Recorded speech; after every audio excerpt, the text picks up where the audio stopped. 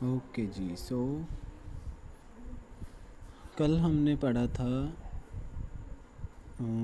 I think Leydig cells तक के concept के बारे में। आज हम आगे पढ़ने वाले हैं कि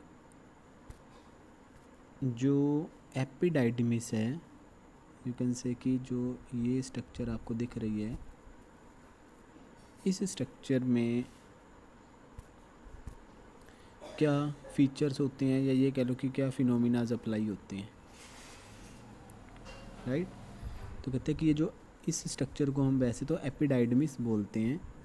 तो कहते हैं कि इस एपिडाइडमिस से एक ट्यूब, लॉन्ग ट्यूब ऊपर तक रन करती है, आगे जाती है दोनों ही तरफ से, यानी दोनों टेस्टिस से आगे रन करके आगे जाती है।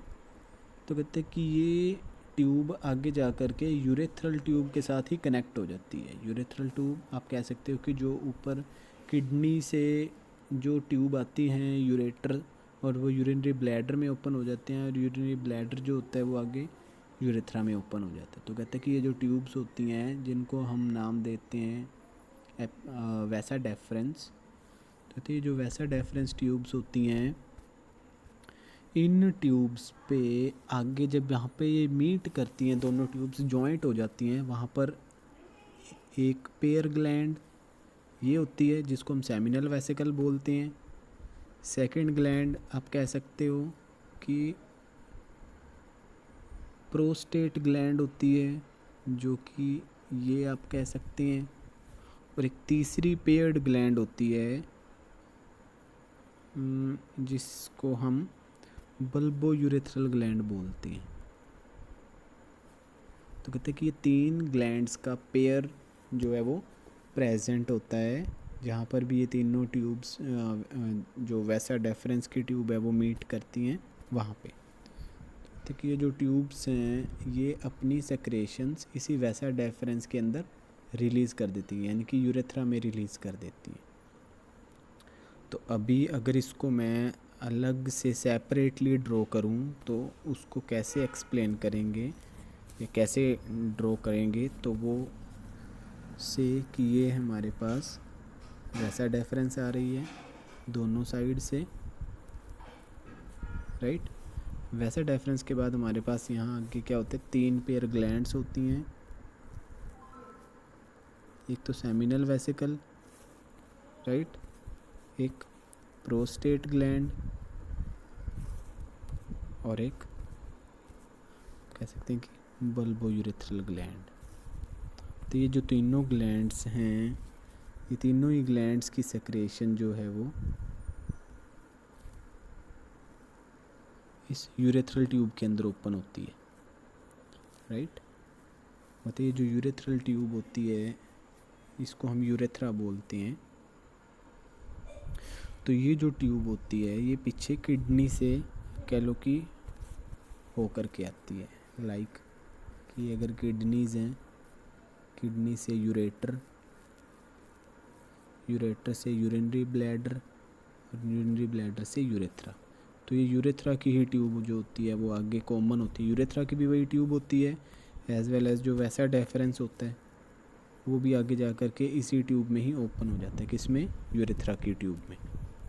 तो कहते हैं कि ये जो यूरेथ्रा की ट्यूब है, जब इसको तीन ग्लैंड्स की सेक्रेशन मिलती है, कौन कौन सी तीन ग्लैंड हैं, अभी हमने इसके नाम देखे थे। एक का नाम है सेमिनल वेसिकल, एक का नाम है प्रोस्टेट ग्लैंड, और एक का नाम है बल्बोयूरेथ्रल ग्लैंड।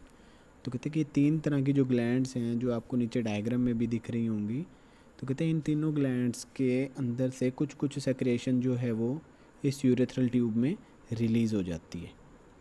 तो अगर इनकी बात करूँ मैं वो सेमिनल वेसिकल की, तो कहते हैं जो सेमिनल वेसिकल होती है, सेमिनल वेसिकल में आप कह सकते हो कि एक ऐसा लिक्विड रिलीज़ होता है इस ग्लैंड की सेक्रेशन से जो कि स्पर्म्स को मोटाइल रखता है, या ये भी कह सकते हो कि उनको न्यूट्रिशन प्रोवाइड करता है, जो सेमिनल वेसिकल से ग्लैंड से जो केमिकल रिलीज़ होता है। सेकंड, अगर प्रोस्टेट ग्लैंड की बात करते हैं तो जो प्रोस्टेट ग्लैंड होती है, इस ग्लैंड की सेक्रेशंस उनको मोटाइल रखती है, स्पर्म सेल्स को मोटाइल रखती है।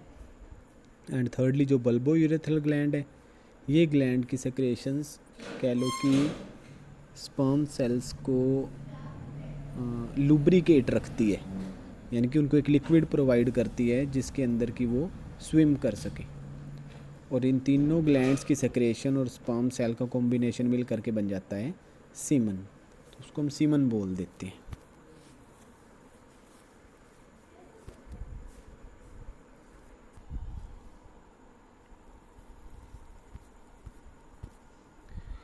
ओके, फिर इसके बाद आता है हमारे पास ये तीनों ग्लैंड्स के बारे में लिखा हुआ है। देन इसके बाद इन्होंने स्टार्ट किया हुआ है फीमेल रिप्रोडक्टिव सिस्टम। तो फीमेल रिप्रोडक्टिव सिस्टम की अगर बात करते हैं तो जो फीमेल रिप्रोडक्टिव सिस्टम होता है, आई थिंक ये आपने पढ़ा भी होगा कि जो फीमेल रिप्रोडक्टिव सिस्टम है वो कुछ इस तरह की स्ट्रक्चर होती है।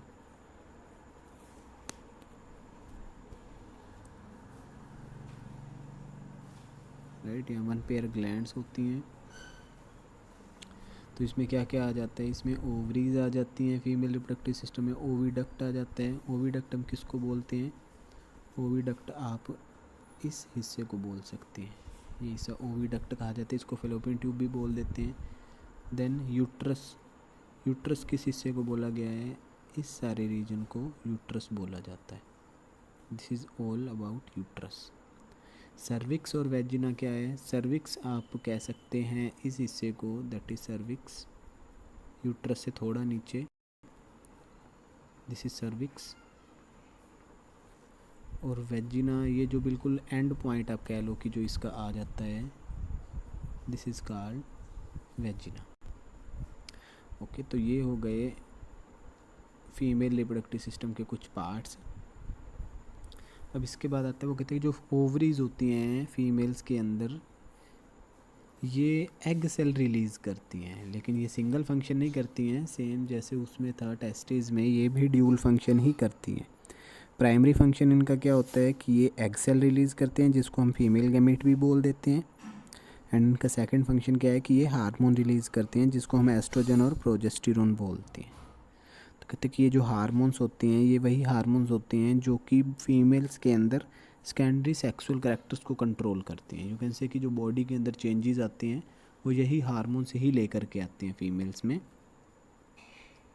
अच्छा जी, फिर वो कहते हैं कि एज ए एक्सोक्राइन ग्लैंड, जब इनसे एग सेल रिलीज़ होता है ओवरी से, तो वो एग सेल फेलोपियन ट्यूब में एंटर करता है और फेलोपियन ट्यूब से वो यूट्रस तक जाता है और यूट्रस के बाद वो सर्विक्स और वेजिना से एक्सक्रीट हो जाता है। लेकिन यहाँ पर समझने वाला कंसेप्ट ये है कि वो जो एग सेल ओवरी से रिलीज़ होता है फेलोपियन ट्यूब से होता है, वो जब वो यूट्रस तक जाता है तो यूट्रस पे जाने के बाद वो अप्रोक्सीमेटली 1 to 2 डेज़ तक एग्जिस्ट करता है, मतलब सर्वाइव करता है, अलाइव रहता है। उसके बाद वो डेड हो जाता है और वो डेड होने के बाद मेंस्ट्रुअल फ्लूइड की फॉर्म में रिलीज़ हो जाता है।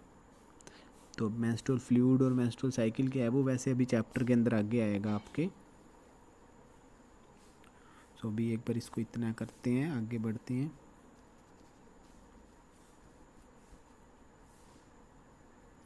ओके, तो आगे आपको कुछ पार्ट्स दिखा रखे हैं इन्होंने।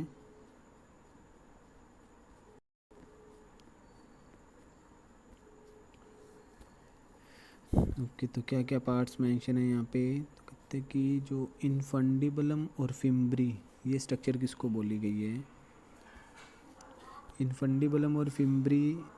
इनफंडिबुलम तो जो है आप कह सकते हो कि फेलोपियन ट्यूब का ही पार्ट है, फिम्ब्री भी फेलोपियन ट्यूब को ही बोला जाता है। फेलोपियन ट्यूब का जो कह लो कि स्टार्टिंग है जहाँ फिंगर लाइक स्ट्रक्चर दिख रहे हैं उसको फिम्ब्री बोलते हैं। इनफंडिबुलम जो वाइड एरिया होता है कह सकते हो जिससे फिम्ब्री कनेक्टेड होती है उसको इनफंडिबुलम बोलते हैं।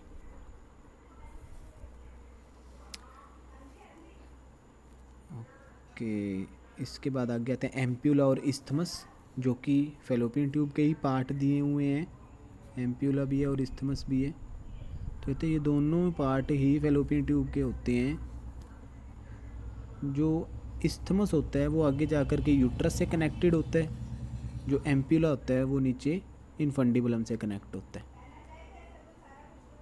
राइट। तो ये तीनों ही हमारे फैलोपियन ट्यूब के पार्ट में इंक्लूड होते हैं।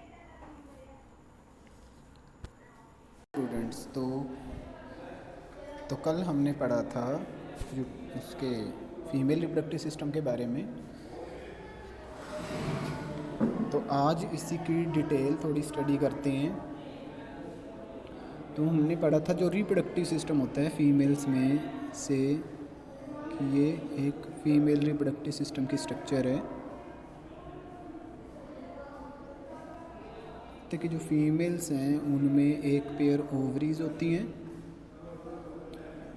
बाकी इसकी जो बेसिक इंट्रोडक्शन है वो हम कर चुके हैं। वो कहते हैं कि जो अगर इसको और एक स्टेप आगे बढ़ाते हैं तो हम बात करें अगर यूट्रस की, तो कहते हैं जो यूट्रस होता है वो 3 तरह की लेयर से मिलकर के बनता है। अगर इसमें मैं बाकी हिस्से को एलिमिनेट कर दूं तो सपोज़ कि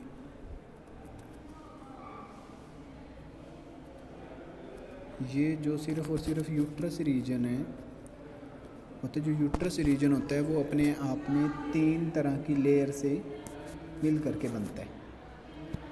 कौन सी 3 तरह की लेयर्स होती हैं इसकी, तो उसको अभी डिटेल में देखते हैं।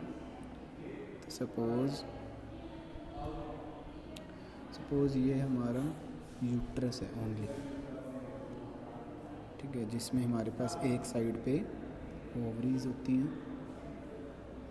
तो ये जो यूट्रस की लाइनिंग है ये अपने आप में 3 लेयर से मिल करके बनी हुई होती हैं।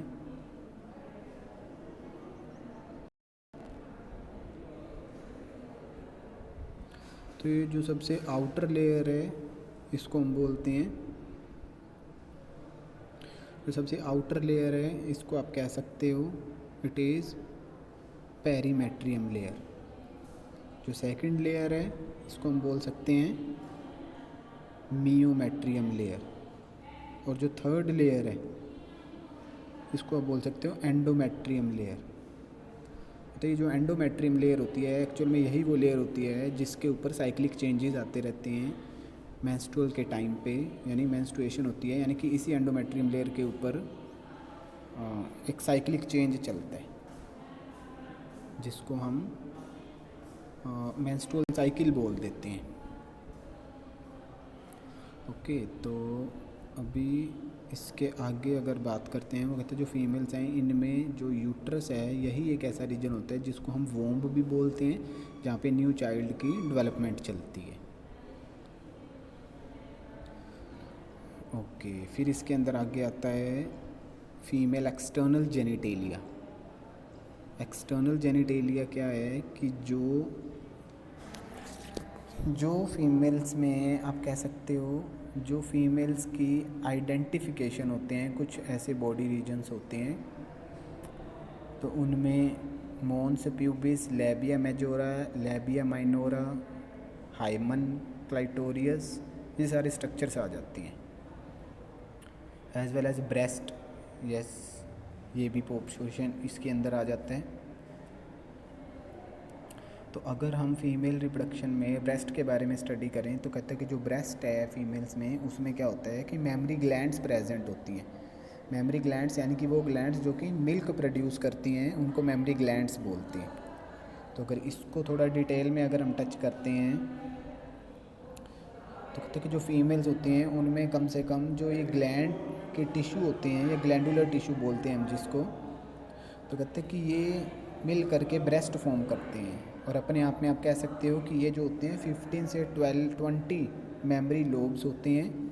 ये लोब्स किसके बने हुए होते हैं? मेमरी ग्लैंड्स के बने हुए होते हैं।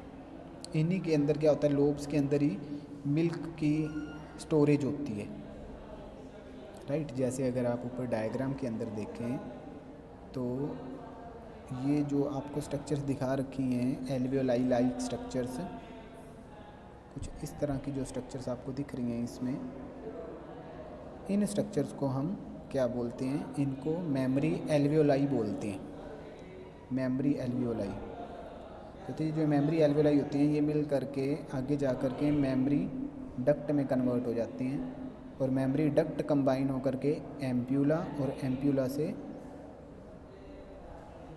एम्प्यूला से लैक्टिफेरस डक्ट बन जाती हैं। और ये डक्ट आके जा कर के निपल्स के ऊपर ओपन हो जाती हैं। तो इसको हम कह लो कि ब्रेस्ट की स्ट्रक्चर बोलते हैं। बट जहाँ पे वो कहते हैं कि ये जो मेमोरी के एल्वियोलाइज होते हैं जिनमें मिल्क की स्टोरेज होती है, इनके सराउंडिंग में फैट सेल्स होते हैं। फैट सेल्स आपको दोनों साइड्स पे दिख रहे होंगे, इसमें अपर सरफेस पे भी और लोअर सरफेस पे भी।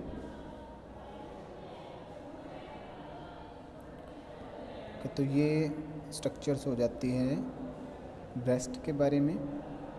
फिर इसमें जो हमारा सबसे इम्पोर्टेंट कॉन्सेप्ट आता है दैट इज़ गैमेटोजेनेसिस। तो गैमेटोजेनेसिस क्या होती है? गैमेटोजेनेसिस सिंपली आप कह सकते हो गैमीट्स की फॉर्मेशन को हम गैमेटोजेनेसिस बोलते हैं। अगर मेल है तो मेल गैमीट्स की फॉर्मेशन को भी गैमेटोजेनेसिस बोलेंगे, फीमेल है तो फीमेल गैमीट्स की फॉर्मेशन को भी गैमेटोजेनेसिस बोलेंगे।